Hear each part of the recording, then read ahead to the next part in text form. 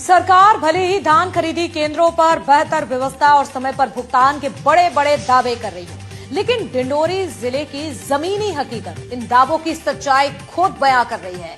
यहां अफसरों की लापरवाही के चलते ना तो समय पर धान का उठाव हो पा रहा है और न ही किसानों को उनकी मेहनत की कीमत मिल पा रही है।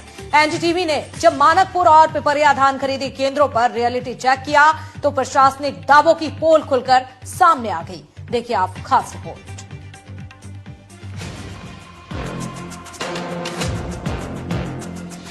ये तस्वीरें किसी सूखे या जर्जर गोदाम की नहीं है, न ही ये तस्वीरें किसी आपदा क्षेत्र की है। ये तस्वीरें उन सरकारी धान खरीदी केंद्रों की है जहां सरकार किसानों को सुरक्षा व्यवस्था और समय पर भुगतान का भरोसा देती है। कागजों में लिखे नियम के मुताबिक धान की खरीदी के बाद 72 घंटे के भीतर उसका उठाव अनिवार्य है, लेकिन डिंडोरी में ये नियम सिर्फ फाइलों और आदेशों तक सिमट कर रह गए हैं। यहाँ 72 घंटे नहीं 72 दिन जैसे हालात बन चुके हैं।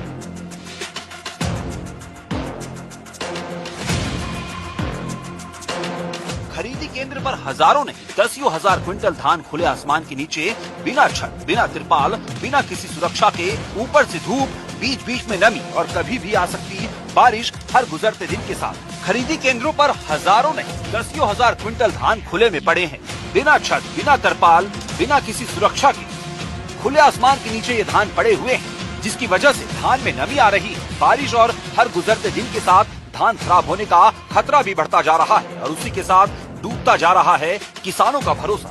ये उन किसानों की मेहनत है जिन्होंने कर्ज लेकर फसल बोई और अब भुगतान के इंतजार में सरकारी केंद्रों के चक्कर काट रहे हैं। तस्वीरें मानिकपुर धान खरीदी केंद्र की है, जहां अब तक करीब 60,000 क्विंटल धान की खरीदी हो चुकी है, लेकिन हैरानी की बात यह है कि अब तक सिर्फ 20,000 क्विंटल धान का ही परिवहन हो सका है। बाकी धान 1 महीने से इसी केंद्र में पड़ा हुआ है।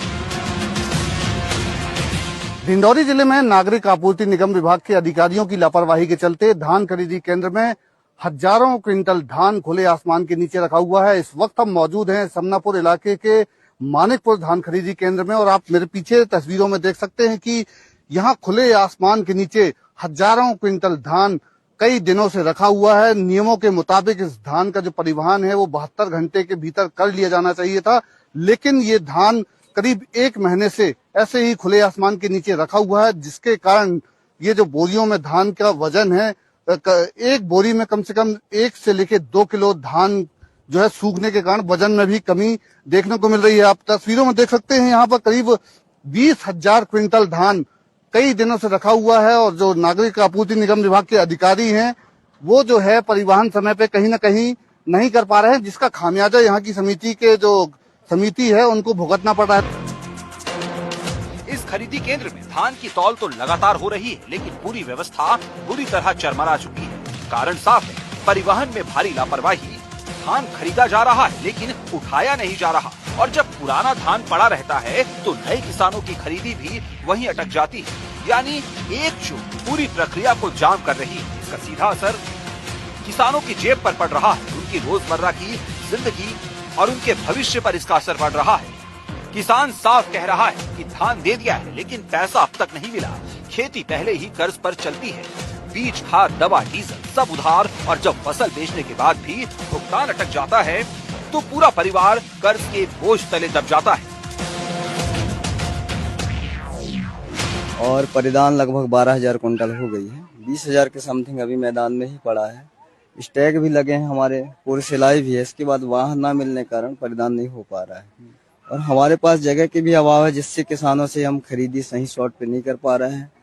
अव्यवस्था हो रही है, इधर उधर कोंटे में किसानों से खरीदी कर रहे हैं, जो बाद में हमारा धान चोरी होने की संभावना भी है, क्योंकि मैदान में जो सुरक्षा दिया गया है वो सुरक्षा से बाहर भी हम लोग खरीदी कर रहे हैं जगह न होने के कारण। नियम क्या है, धान खरीदी के बाद कितने देर में परिवहन हो जाना चाहिए? नियम ये है कि खरीदी होने के बाद उसको 24 घंटे में हम रेडी टू ट्रांसपोर्ट करते हैं, बोरी सिलाई होने के बाद, स्टैकिंग के बाद। वहीं खरीदी ज्यादा मात्रा में होने और धान का परिवहन न होने से केंद्र प्रभारी भी बेहद परेशान है। केंद्र प्रभारी साफ कह रहे हैं समस्या परिवहन की है। ये कब तक कितनी धान खरीदी हो चुकी है? कल तक 28,700 कुंटल खरीदी हो चुकी है ना? और परिवहन का कितना हुआ? परिवहन 8,801 कुंटल कल तक हुआ परिवहन। ये जो धान रखी हुई है यहाँ पे, ये कब से रखी हुई है? कितने दिन हो गए धान रखे हैं? धान तो 8 तारीख से खरीदी चल रही है, 8 दिसंबर से। और 20 तारीख से परिवहन शुरू हुआ है। उसमें 1-2 गाड़ी बस आती है। जितना मतलब 1000 के अंदर ही परिवहन होता है एक दिन में, जबकि 4-5 हजार कुंटल हमारे यहाँ पर डे खरीदी हो जाती है। इसलिए परिवहन न होने की वजह से धान खड़ा हुआ है। सुना आपने, खरीदी केंद्र पर परिवहन की समस्या के कारण हालात बद से बदतर होते जा रहे हैं। लेकिन सवाल ये है कि जब खरीदी शुरू हुई तो परिवहन की तैयारी क्यों नहीं? अब चलते हैं पिपरिया धान खरीदी केंद्र। यहाँ भी हालात अलग नहीं है।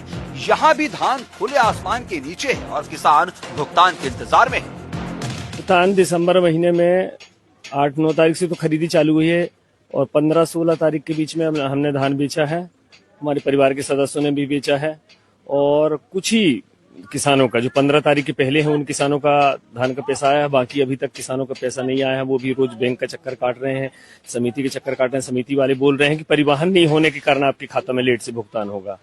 तो काफी दिक्कतों का सामना करना पड़ रहा है किसानों को, जो बहुत विकट स्थिति बनी हुई है। किसान अपना कर्जा नहीं पटा पा रहे हैं, कर्ज में डूबते जा रहे हैं, उनका ब्याज लग रहा है, खेती किसानी में लागत ज्यादा लग रही है और फायदा कम हो पा रहा है। तो सीधे सीधे इसमें शासन प्रशासन और परिवहन विभाग की ही जवाबदेही मानी जाएगी।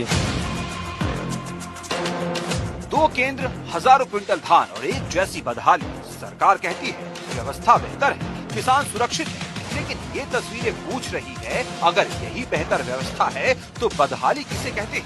अगर इन केंद्रों से जल्द धान का उठाव नहीं हुआ तो नुकसान सिर्फ धान का नहीं होगा, नुकसान होगा किसानों के भरोसे का। अब देखना ये है कि प्रशासन कब जागता है और कब नियम कागज से निकलकर जमीन पर उतरते हैं। हजारों धान की बोरियां खुले आसमान के नीचे रखे रखे सूख रही हैं और कहीं न कहीं आने वाले दिनों में जो उसका खामियाजा है ये समिति को उठाना पड़ेगा। तो न सिर्फ ये मानिकपुर धान खरीदी केंद्र बल्कि डिंडौरी जिले में ऐसे कई धान खरीदी केंद्र हैं जहां परिवहन जो है अभी तक सुचारू रूप से नहीं हुई है। और इस बात की जानकारी कहीं न कहीं जिले के जिम्मेदार अधिकारियों को भी है, लेकिन जो अधिकारी हैं वो सब कुछ जानकर अनजान बने हुए हैं। विजय तिवारी, एनडीटीवी, डिंडौरी। बड़वानी जिला अस्पताल जो सिर्फ एक जिले का नहीं बल्कि पूरे निमाड़ की स्वास्थ्य का रीढ़ माना जाता है।